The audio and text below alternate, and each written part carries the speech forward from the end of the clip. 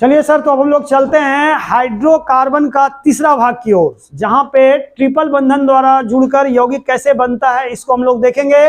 और हाइड्रोकार्बन के तीसरे भाग में हमने क्या कहा कि जो आप पढ़े हैं मीथा, ईथा, प्रोपा, ब्यूटा, पेंटा, हेक्सा, हेप्टा, ऑक्टा, नोना, डेका, उन सभी में आइन प्रत्यय लगाना है। पहला वाला प्रत्यय किसको कहते हैं सर? जो शब्द के अंत में लगता है।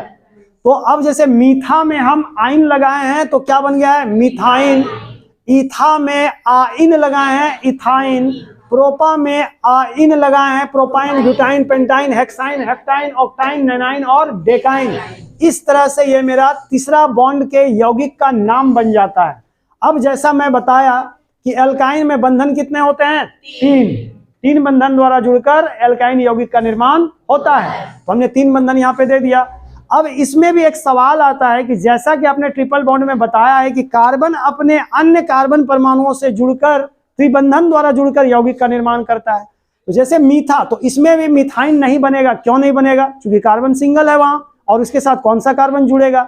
इस आधार पर इसमें भी जो है वो पहला यौगिक क्या हो रहा है? नहीं बन रहा है। अब हम चलते हैं इथाइन की ओर। इथाइन चलिए सर बनाइए, देखिए कैसे उसका संरचना सूत्र और अनुसूत्र को हम बनाते हैं।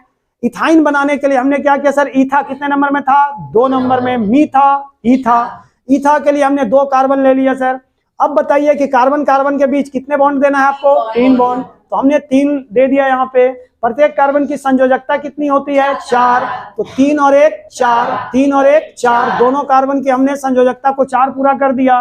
बाहर में 2 बॉन्ड दिखाई दे रहा है, हमने 2 हाइड्रोजन यहाँ बैठा दिया, और इस प्रकार ये C2H2 बनकर मेरा इथाइन कंप्लीट हो गया।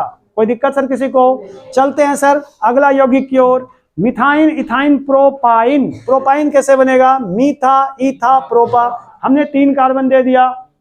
हमने कहा कार्बन और कार्बन के बीच कहीं एक जगह आपको क्या बैठाना है? Triple bond. तो हमने यहाँ 3 को बंधन दे दिया। 3 और 1 4, 3 और 1 4, इसका 4 कंप्लीट कर दिया। अब बाहर जितना बॉन्ड दिख रहा है उसके बाहर में क्या बैठा देना है? हाइड्रोजन बैठा देना। हाइड्रोजन हाइड्रोजन हाइड्रोजन हाइड्रोजन बन गया। अब है मीथा, ईथा, प्रोपा। Carbon 3, 1 2 3 4, hydrogen 4। अब ये बन गया प्रोपाइन। अब प्रोपाइन के यौगिक को चेक करने के लिए, आइन वाले यौगिक को, ट्रिपल बॉन्ड वाले यौगिक को चेक करने के लिए हमने क्या देखा?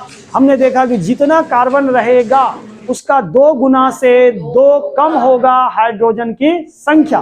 तो अब देखा जाए 3 दूना 6, 6 में 2 गया 4। निश्चित रूप से ये एल्काइन यौगिक है। यहाँ चलते हैं मीथा, ईथा, प्रोपा, ब्यूटा। कार्बन की संख्या कितनी है? 4। 4 का 2 गुना कर दीजिए 8, 8 में 2 गया 6, यानी यह भी जो है एल्काइन यौगिक है, ब्यूटाइन।